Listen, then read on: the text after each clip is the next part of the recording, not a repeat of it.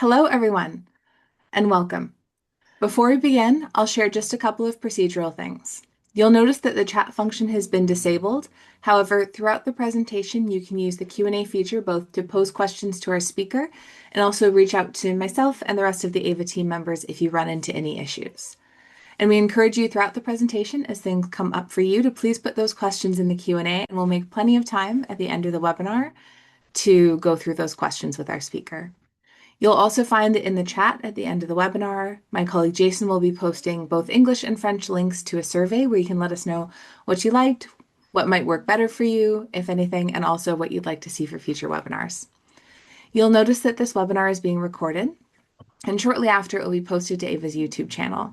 This means you can revisit the webinar at any time, and you can also share it with friends and colleagues.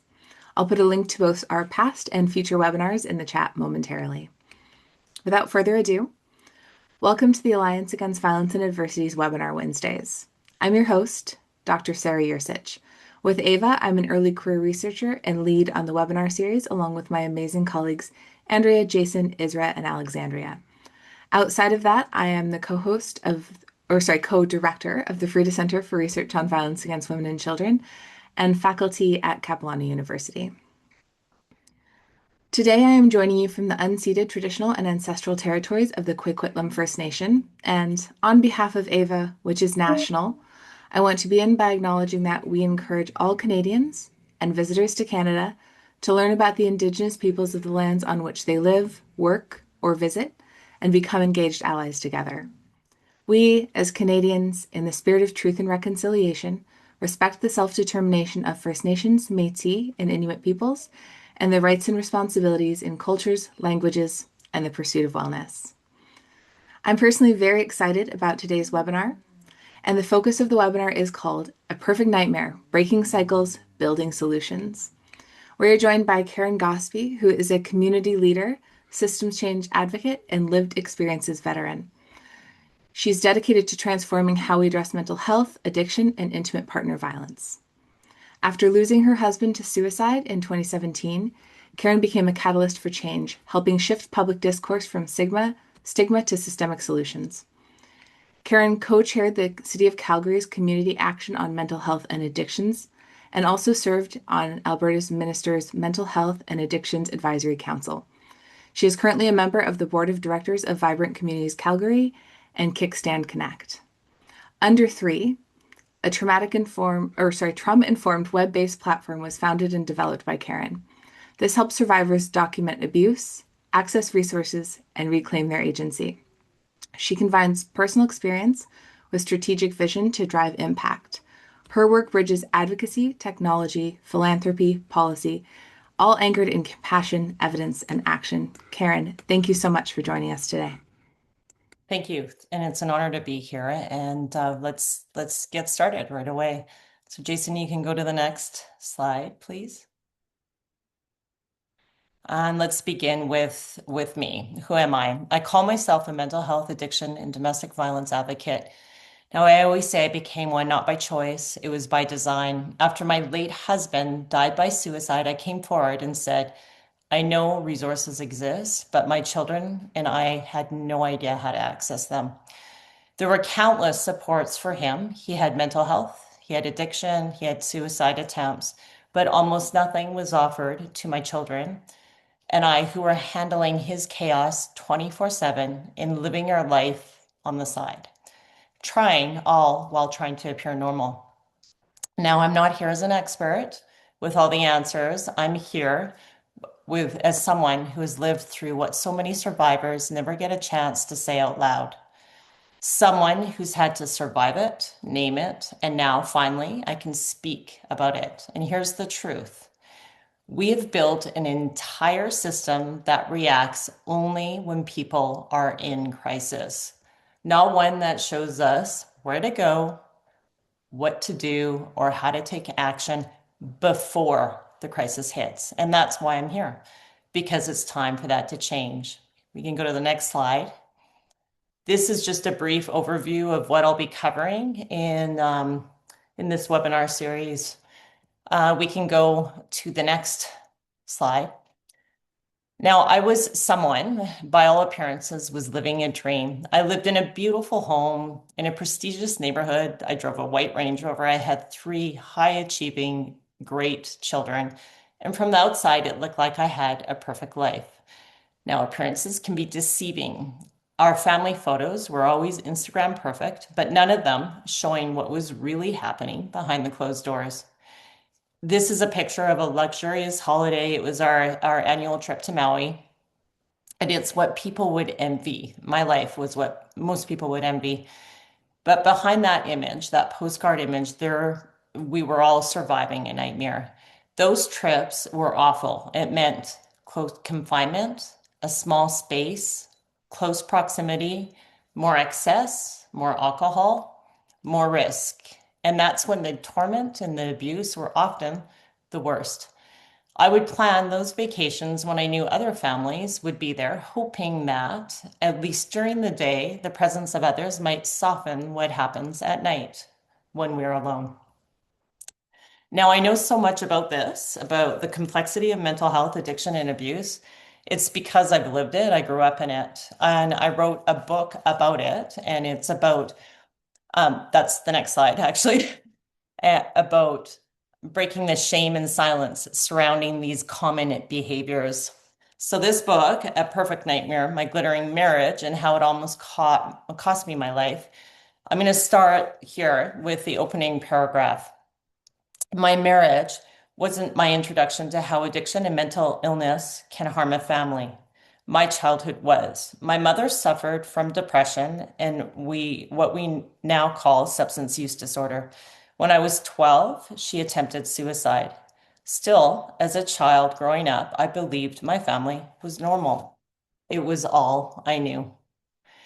Because I was surrounded by it, I didn't recognize what a healthy relationship looked like. I only knew trauma bonds. Let's go to the next slide. And we'll start right from the beginning. I began with trauma. My mom struggled with postpartum depression after having me, and I was her third child. She also had severe childhood experiences that crept back and wouldn't leave once she got that postpartum depression. And back in the day, they treated that with Valium, and she would top it up with wine or sherry in the evening as she cooked. And when she drank, she became consumed by thoughts of death while trying to care for her home and her children when she could hardly care for herself. My father was cold and intimidating. He worked as a physician constantly, and it was basically to avoid home. When he was around, his attention was almost entirely put towards my brother, the firstborn and only son. I was neglected, quiet, and a shy child who struggled to concentrate in school. Eventually, I was diagnosed with dyslexia, and I personalized that, feeling I was not good or smart enough, and I was the reason why my mom and dad were not getting along.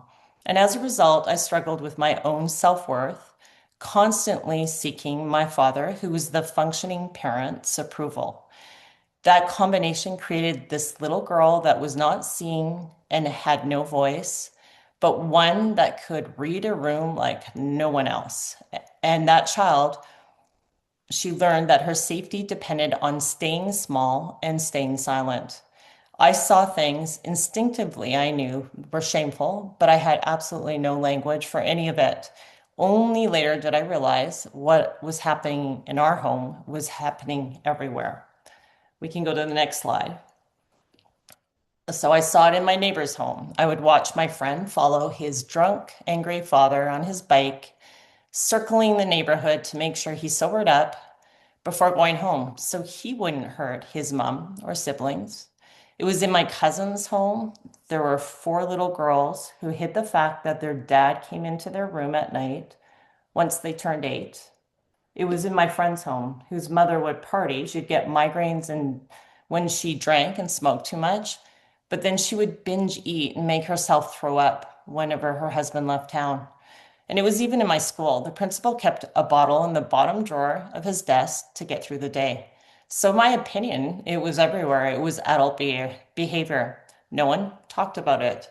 And like so many of us, I didn't realize that childhood trauma had already trained me.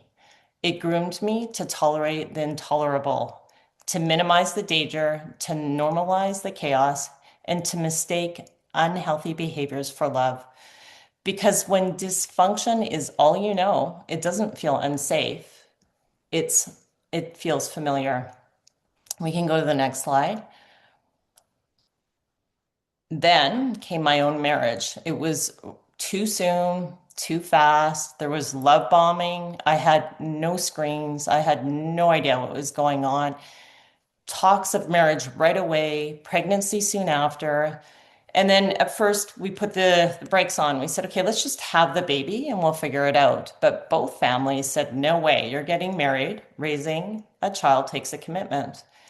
And that commitment, it locks you in. It binds you instantly because once there's a baby, your safety isn't just yours. Now you're protecting two lives, not one. And that makes you the perfect target for someone to manipulate, control, and dominate. I was the perfect copy and paste of with everything I grew up with. You put in corrosive control, intimate partner violence, and eventually my late husband's suicide. And I'm here now. I'm talking about it. I'm trying to find and finally stand behind that voice I never knew how or was allowed to use. But here's the truth. Everything in my body and my mind wants me to just stay silent, to protect the image, to protect the story, because it's what I was trained to do. And now I'm speaking because healing begins when we shine a light on the things we're taught to hide, the patterns we thought were normal, the behaviors we learned to tolerate, the harm we survived by staying quiet. It's not love. It was never love. It was the only version we were shown. We can go to the next slide, please. Now we're finally naming this violence. We know about intergenerational trauma, corrosive control, physical and sexual assault, the need for trauma-informed care. And they're no longer vague ideas. They're part of our collective vocabulary. This silence will not bind our ability to change because when we don't talk about what's happening, nothing shifts. Not in ourselves, our homes, our systems, or our culture. And that's where my voice, our voices, and our work begins because lived experience is the data. We are the evidence of what will and can change the system. Can we go to the next slide? And we can go to the next slide. And the next, what can change in the system, what we have to talk about first and foremost are the gaps. Because too often our domestic violence system is siloed because we're all competing for the same funding dollars and it's really, really grossly underfunded and not understood as the priority it urgently needs to be. It relies on inconsistent, incomplete statistics that never capture the full picture. And in that confusion and fragmentation, survivors are passed from one agency to the other, repeating their story over and over, hoping someone will finally connect the dots. A survivor might report to police, see a doctor for injuries, have the children assessed by Child and Family Services, yet none of these systems are talking to one another. Each holds a piece of her story, but no one sees the whole picture. There's law enforcement, healthcare, social services, schools, shelters. They're all doing much needed vital work, but they're not doing it together. And that fragmentation costs lives. We see it in the headlines every week. Another woman, another family failed by the gaps between our systems. So we go to the next slide. Just like Madison Cobb, it was in our own backyard in June in Calgary. At 23 years old, she did everything right. She called authorities, she provided a statement to police, she left her abuser, she sought protection and filed a restraining order. She warned everyone over and over he had a gun. She told her story to law enforcement, courts, the justice system, shelters, at the emergency department, to her doctor, her work. We can go to the next slide. And the red flags surfaced each moment Madison told her story and that she reached out for help. But the danger stays invisible because no one is looking at the whole picture. And that's the problem. The signs are there, but they're scattered. And the only person who connects them all is the woman herself, while she's trying to stay safe and alive. Those scattered pieces and uncertainties, her recordings, can she use them? Or will they be used against her? His past records of former abuse she never knew existed. These predictable patterns that are repeated again and again, the cries for help that are unanswered with no urgent follow up. Next slide. And all of this information, it needs to live in one secure, survivor controlled place so her risk can be seen clearly, early, and collectively. Because when systems connect, we can interrupt the pattern and maybe prevent one more woman from becoming that statistic that we see in Canada every 48 hours, killed at the hands of an abusive man. I'm going to use my own example. When the police responded to the call from our home after a non-fatal strangulation attempt by my husband, who owned multiple firearms that were easily accessible in our home, I had no idea how extreme this was. A non-fatal strangulation attempt makes a woman 6 times more likely to be killed. And when the firearm is present, that danger doesn't just increase, it goes right off the charts, and it's almost always followed by a fatalistic outcome. So I am that statistic, and I'm also extremely lucky that I'm alive. When the police came, they empathized with my late husband. They understood why he would be so upset. He sold them a really good story, and he was told to leave and calm down at a nearby hotel. The incident was never written up as a domestic violence offense. The firearms were never removed. And despite the incident and a psychiatric admission after a suicide attempt, he successfully, because he lied, renewed his gun license a few years later. Now, this is what happens when systems aren't connected. Police saw one moment, healthcare saw another, possessions and acquisitions, that's gun licensing, saw nothing at all. Not one, no one puts those pieces together. No one saw that pattern. And no one sees the whole picture. The danger becomes invisible until it's too late. If our systems talk to each other, if those red flags were connected, we could interrupt that pattern long before it becomes fatal. And that's why connection isn't optional, it's life-saving.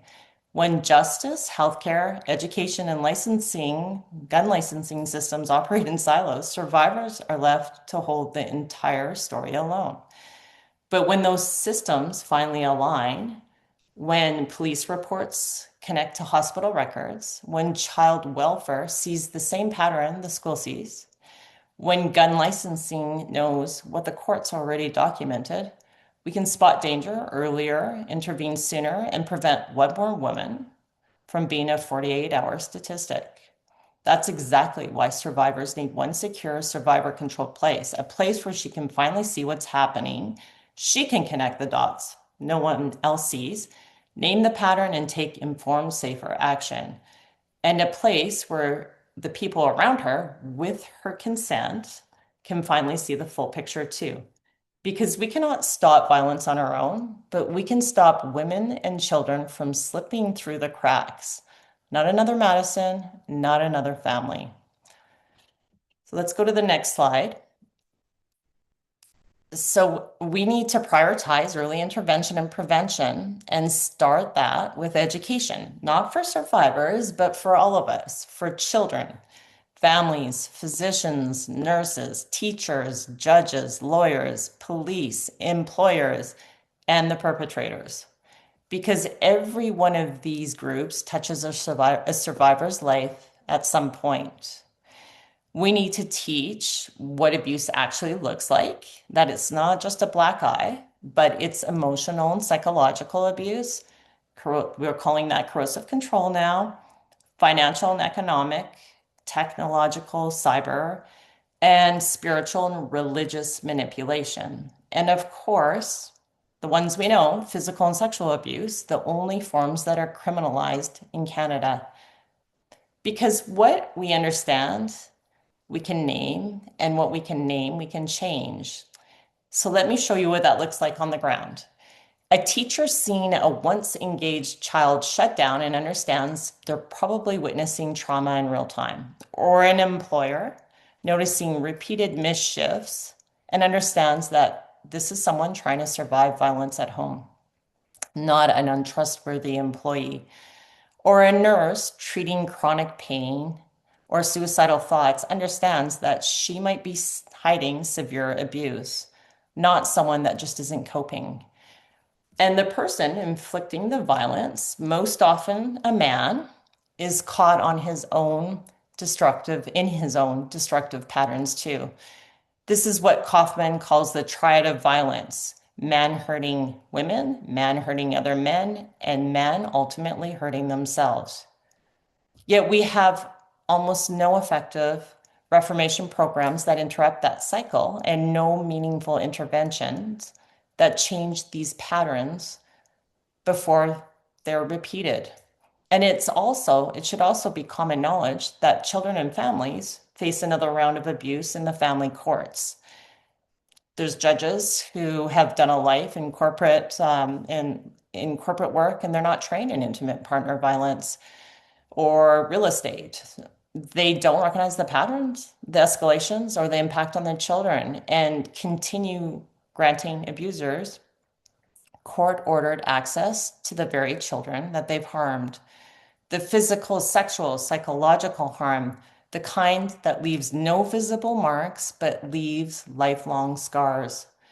When family court understands intimate partner violence for what it truly is, they'll make different decisions, safer ones that protect families and not the illusion of fairness.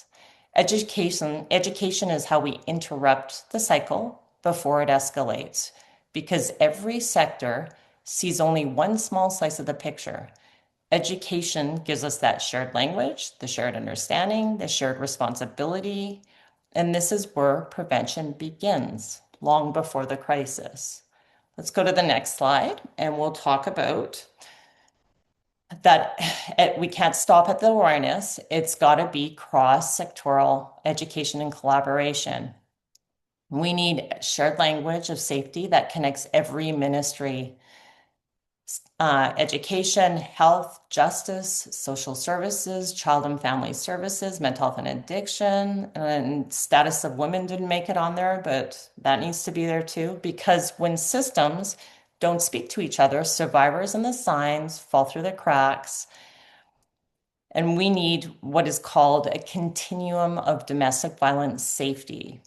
A teacher who recognizes trauma feels confident that reporting that to child and family services and trusts that it'll lead to a real follow-up and a safer outcome for that child. Or that nurse who senses abuse now can name it, and she can document it clearly and connect the woman to her next step in safety and not send her home to the abuse. And the justice system can respond with compassion and accountability, not confusion, delay, or disbelief. Because far too often, women leave abuse only to find themselves financially drained, fighting poverty, fighting for their children's safety, and fighting a family court system that was supposed to protect them. Family court often pushes arbitration. They encourage it when you want to separate and divorce. And this doesn't work in high conflict. A child's safety cannot be arbitrated like property. It must be litigated with the full weight of the law, with protection understood not as a privilege, but as a human right. Yet many survivors are still forced back into contact with their abusers through shared parenting orders because too often there's just no other option. And let's go to the next slide. And it's the children. They're carrying the weight of it all, living between the homes, learning to read moods instead of books, absorbing silence instead of safety.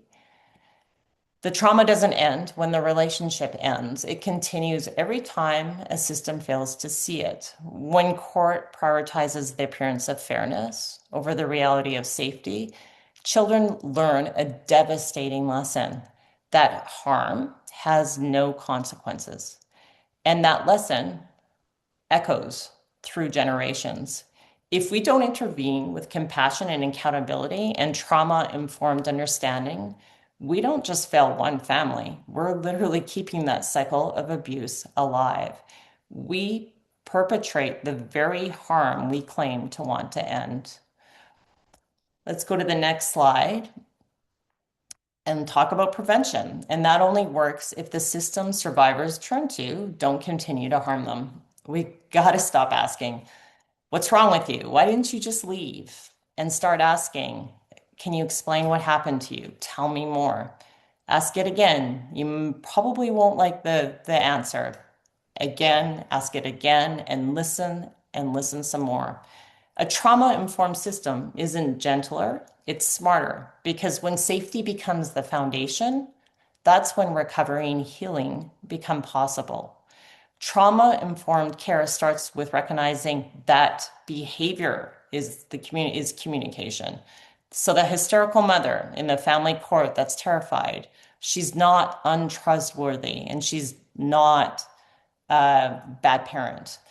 The woman frozen in emergency is in survival mode and not non-compliant. And the child that's a perfectionist is and a people pleaser. She's doing that for survival. When professionals, from judges to doctors to nurses, lawyers, and teachers, when we can all recognize these signs, everything will shift. Punishment becomes compassion, disbelief becomes context, risk becomes safety, and this is what a trauma-informed care looks like.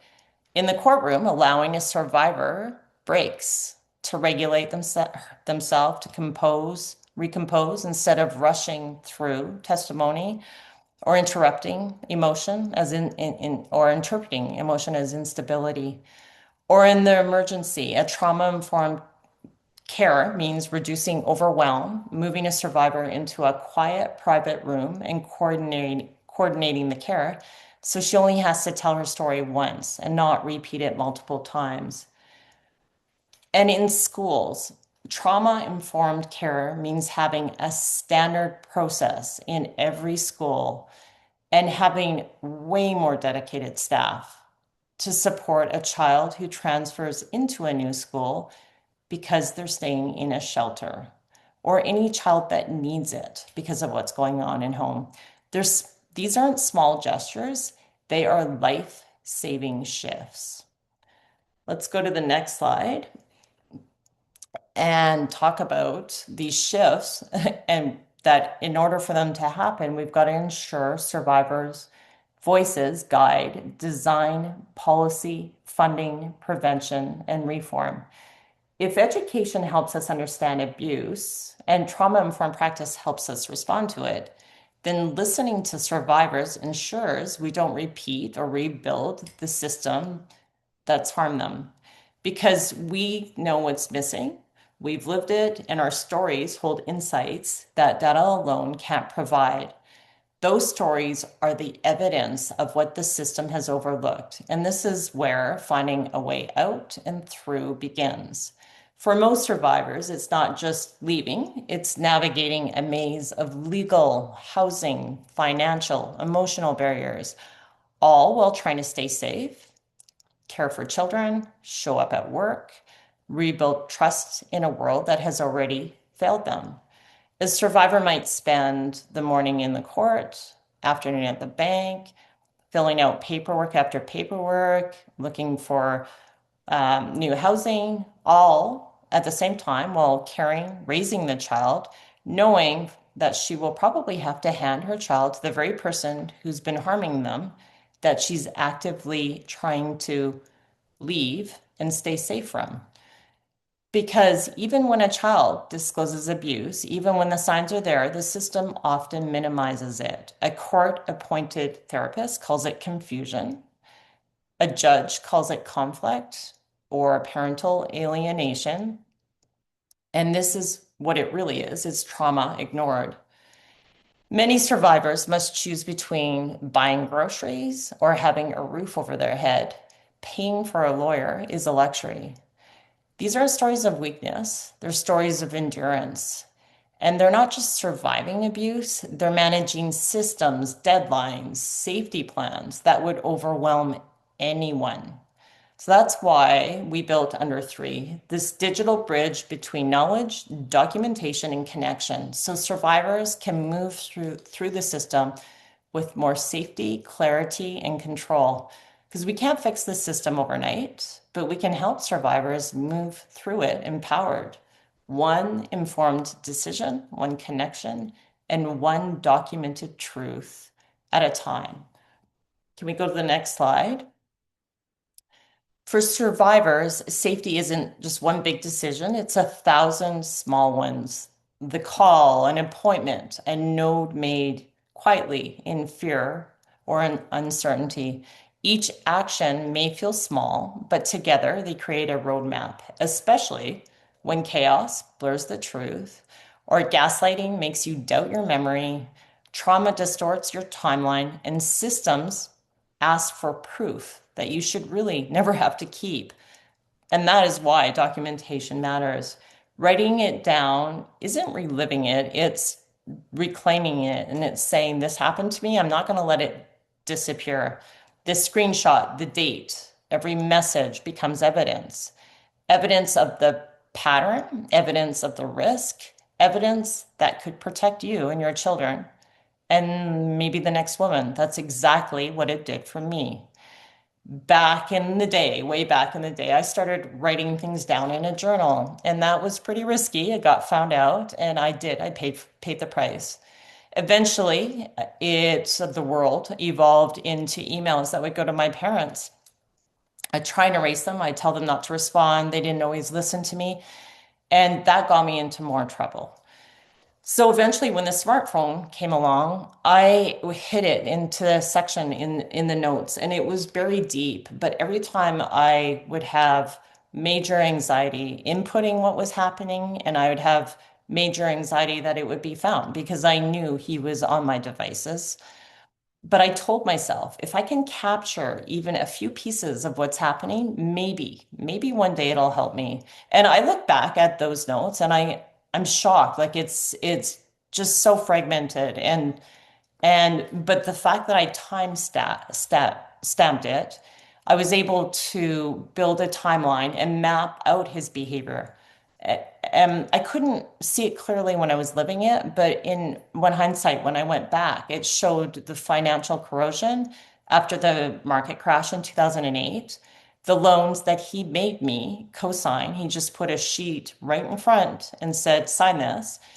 And I mean, it's a choice between a 48-hour fight, or, having to deal with just like a major opposition of saying, can I see what I'm signing? Or just signing it and getting on and putting my head down. I just kept thinking, I'll figure this out eventually. But what happened was he was taking risks with my name. And at the same time, the drinking, the spiraling out of control behavior, the infidelities, the suicide attempts, it all, when it was laid out, the pattern was undeniable. The dots connected, and that timeline, it was basically the self-taught education and documentation that motivated me to take action. And it was ultimately what protected me. Under Three gives survivors a safe place to do that too, to record, reflect, and connect. So every small act of survival becomes one act of power because when survivors record their truth, they don't build a case, they're building change. Let's go to the next slide, please. So you might wonder why this tool is called Under Three. And it's because it takes an average of 6 to 12 attempts for someone to leave an abusive relationship. And because survivors are 3 times more likely to die by suicide. And because in Canada, every 48 hours, we have a woman that is killed by a man that she once trusted.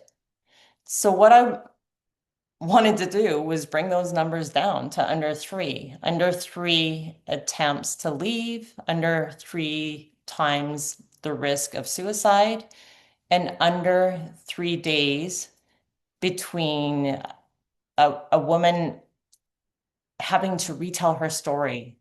That's why the platform exists, is to shorten the distance between fear and freedom.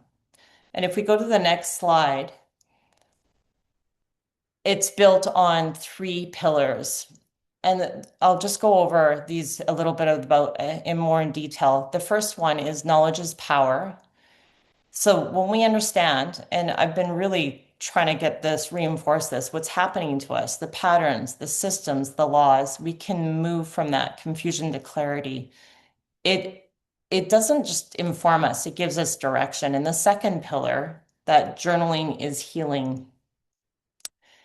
We can securely document what's happening. And we're not just keeping records, it's reclaiming your power, as I've said, because as you see the patterns, you recognize that each note, each documentation, it helps survivors understand and become educated of their own scenario and trust themselves, their own memory, and begin to heal and move into the next pillar, which is every action matters. Because survival is built one step at a time, meeting a lawyer, visiting a bank, making a call, reaching out for help. Every small act of courage is part of building a safer future for yourself and others who will follow. Collaborating with service providers and a fully connected network of supports that reinforce safety, stability, and healing. Under 3 bridges the gap between trauma and empowerment. It's not just a platform, it's a lifeline built by survivors, for survivors, and to help others find their way out and through. So if we go to the next screen, these are just little snapshots of what it is. When you log on, we've got a quick soft screen is what we call it. And what I'm trying to do is basically very high level, talk about the nature of the relationship. And it's designed basically to encourage one to think about their own situation and to really invite the person in to sign up and create an account. On the next screen, it is the main screen tool. And this is the comprehensive assessment that clearly names all the forms of abuse. And it goes through all of them and talks about the corrosive element, the controlling element in the emotional, financial, the technological, and the sexual and physical too. So they can fully understand the full picture of what is happening to them. When I started to think back, in my 23 years, there were 4 incidents where he was physical. And when I started to think back, I didn't realize all the micro abuses that occur 24/7. And so we really kind of just put everything in there to give the survivor clarity in the language for the experiences because every situation is completely different. But this basically is for them to learn more and to take that next step. And then the next one is on the website, on the under 3, the next slide. We have knowledge-based articles. Now they are telling you about the situation so they can learn to identify more.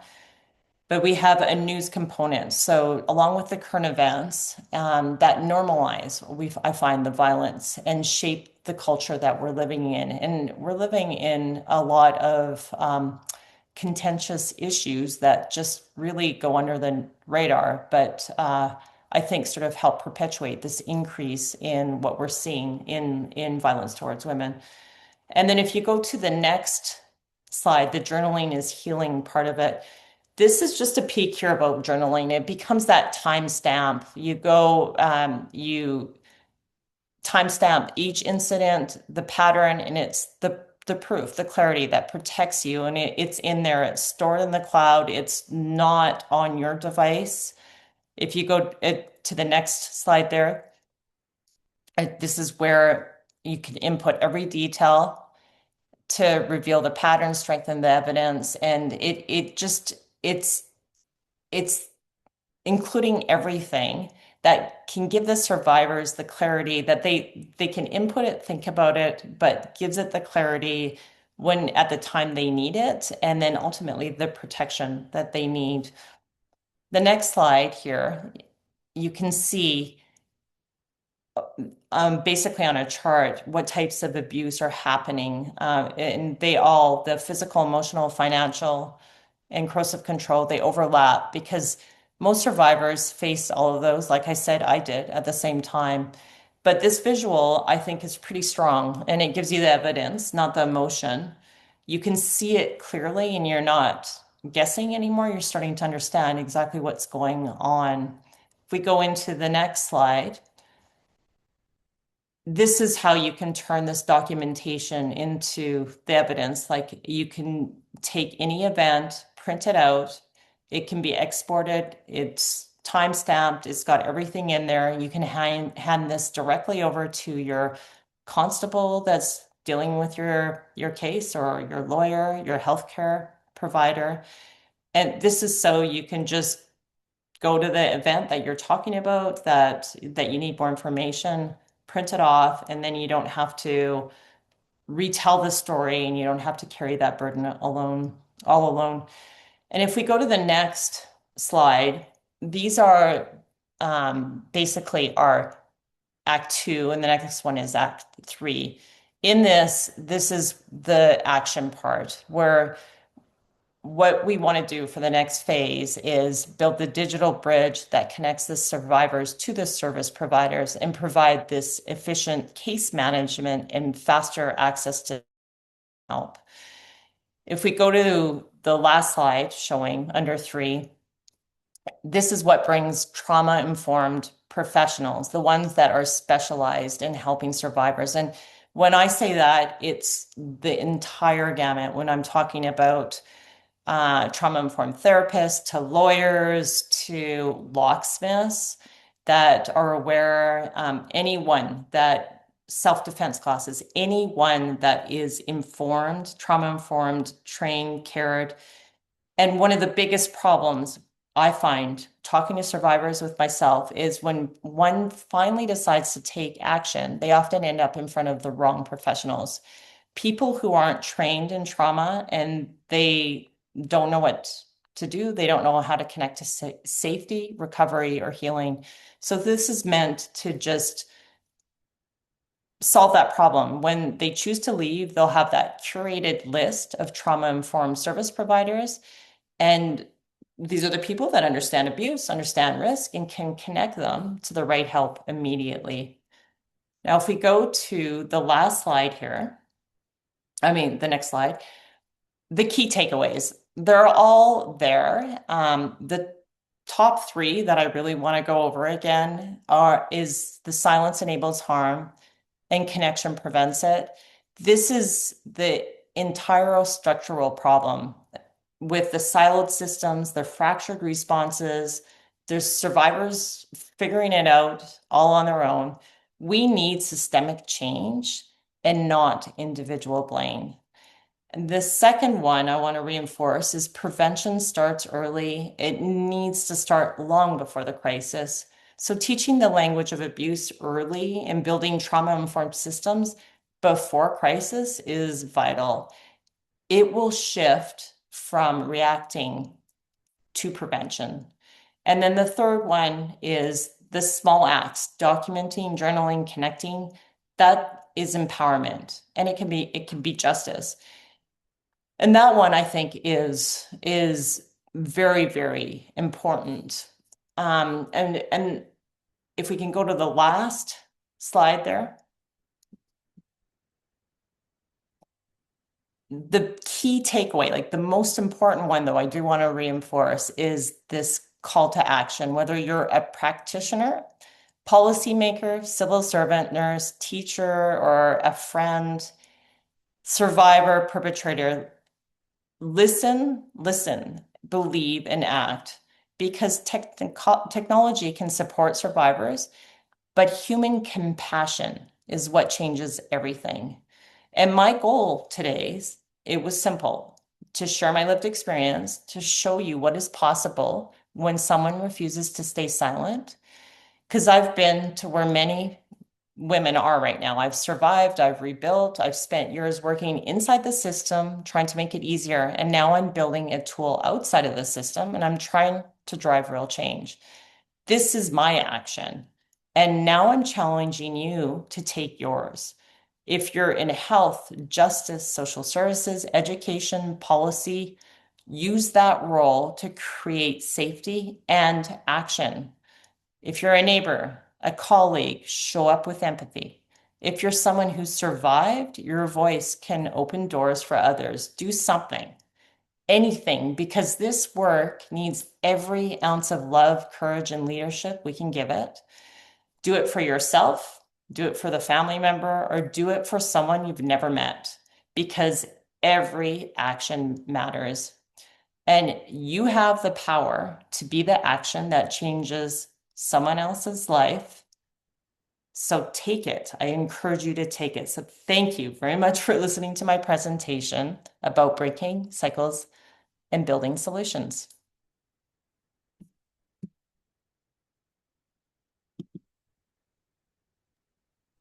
Thank you so much, Karen. That was such a powerful presentation. And I've started reading your book and I haven't quite gotten to the end of it yet, but this helped tie a lot of things together for me. So thank you. And it's very My inspirational as pleasure. well. Honestly, and I don't know if now we have time for questions or Yep, we absolutely do. If the audience wants to put some questions in the Q&A, it's up for them. And I also have a couple for you as well, just kind of to get the ball rolling. sure. So it's one thing I like to ask people who have that lived experience and translate it into their work. How did you find that path? What empowered you really to turn your lived experience into all of these things? I guess when I started right from the beginning saying that, it became evident to me that there were a ton of resources when you become identified as someone in crisis that needs help. But as I was trying to scramble and find who would be a good resource for myself and my children to talk to, or try to see how systems could connect when he had a suicide attempt. And I talk about this in the book. I was at the hospital and I kept thinking it would be so nice if they could contact the kids' schools because one of my children had a departmental that I think a couple days later, and just the thought of me dealing with he was being adversarial, dealing with him in the emergency and thinking, now I have to talk to the teacher. What am I going to do for the kids? What do I have to do for myself? Where is he going to go? And it just that whole cascade of worries. And I kept thinking, when and if I have the opportunity, I'm going to say that there has to be better connection and better pathways, and I will advocate for it. And that's why I didn't stop for a moment. One thing I didn't include in this that I just want to include was I came forward as a mental health and addiction advocate first, and I was told not to include my story of domestic violence because I would be discredited and people wouldn't take me seriously. And I listened to them, and I sadly have to agree with the advice I got. So I was very fortunate to be able to come forward and make change. But you understand, I was advocating for him when I first came forward. And then I guess when I got some cred, I was able to advocate for domestic violence. It's so hard to grapple with how we all say and we know survivors know their situations best and they know what they need the most. and that still sometimes they just aren't listened to. Absolutely. And even when I talk to survivors, I talk to them, I get a lot of people reaching out, and when I talk to them, they say that over and over again. And I don't know if it's because each situation is so complex or if it really is um, so underfunded and so kind of unknown. Just I guess we all make that comparison with someone having cancer. Like you get in there, you get the diagnosis, you know what your treatment is from start to finish. Yeah.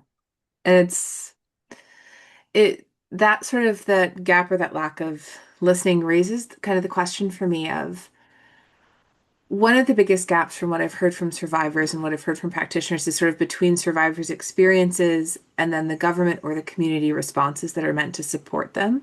For you, what do you see as one of those big gaps and how we could possibly begin to close it? Well, I mean, I devoted a whole slide to that. To me, I almost, and it was the same with mental health and addiction. A lot of it has to do with the systems talking to each other.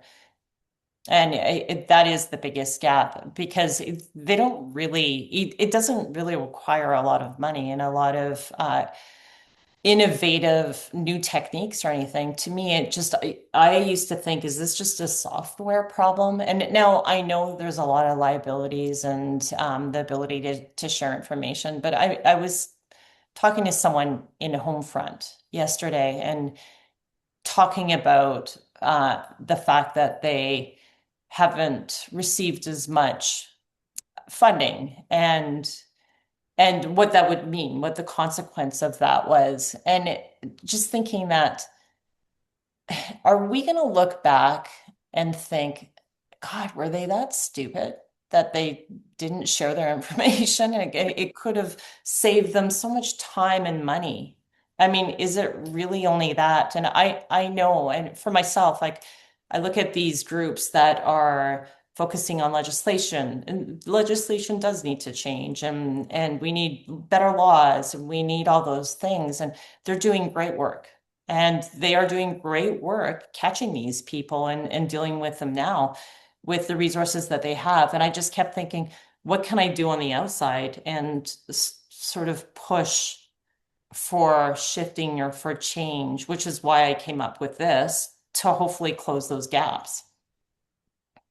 And it's such important and powerful work because you think about those gaps or the siloed natures of systems, and that's how high risk violence becomes a fatality. And that's Mhm. they're fully preventable. And I think we need to start thinking about it as how do we fix those systems and fix these issues. Mhm. The last thing that came up for me, and you were talking a bit about it in your presentation, was around things like parental alienation and other myths like that. Can you speak a bit in terms of either your work or what you see, sort of the harms of those myths or potential remedies for them? Yeah, that is, I think that is, and I hate to use this term, but the biggest bleed, like it's one of the worst parts of the family courts. As soon as you get the risk of someone using that term, parental alienation, almost always it doesn't fall in favor of the mother and the child. And most of the people that I find that are having continued difficulties with finally their decision to leave the abusive situation, whether it's happening to them and the children, they're just entering into another phase of abuse with the family courts trying to do the job that they have, with fair parenting agreements, which does work when you have amicable situations. But as soon as you get high conflict, it's disastrous, and it just becomes another mechanism that abuse can continue. And unfortunately, because a lot of these high conflict situations end up being in the family courts where it's exasperated, it continues to be probably the biggest population that I talk to. Absolutely. And That's one of the things I think all of us working in this field are how do we start to deal with the things in the systems like the family courts, like litigation abuse that cause this unnecessary harm but are so deeply embedded in those systems. Well, I think that one thing that I did talk about with the that they're encouraged to arbitration, and I know for myself, I sensed that that would just be, I'd go down a dangerous rabbit hole that I didn't want to. And I knew that I had to wait until my children aged out, which really is an unfortunate, situation. But if two people that present to be somewhat healthy come, they are encouraged to arbitrate and to just divide everything up. And, there's got to be better screening techniques or that they're not locked in. Because, like I said, when you're talking about human rights, you almost have to litigate. It's not just property, like what I said. But the other thing is I mean, they do have a domestic violence courts, which are criminal, and that's it. So, is there any way we could blend the two and have the family courts be able to have identified? And I know we're doing pilots where we've got an incredible pilot going on right now in Grand Prairie, and that's at U of C. It was funded by the Law Society. I mean, these things I think are vital for helping us understand how we can do better case management. But at the end of the day, it's the children that are suffering, and they're the ones that are learning these behaviors and patterns. And have we really solved anything? I think that is the lingering question I think we'll all have for a very long time is have we actually solved anything? Yeah, yeah. No, most definitely. I think from prevention and education, we've got to stop focusing just on healthy relationships, and we have to have more practical applications. Like just talk about marriage as a whole. And I suggested with myself when I found out I was pregnant, we were forced into a marriage, and so maybe if I'd had a broader understanding of what that kind of commitment meant for me and a big vision of uh what my options could be or just better safety mechanisms around life choices of relationships. Absolutely. Absolutely.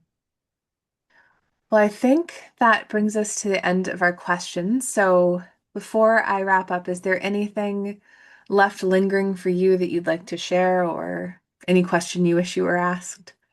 No, no, yeah, I commend you for doing this work. I think it's great. We need to talk about it. We need to have this understood in every corner, in every way we can. If there's anything more I can do to help elevate whatever message or whatever else you want to amplify, I am And a fan. the same goes for us to you. We are in awe of you and your work and so deeply grateful that you took the time to share it with us today. So thank you. Well, thank you.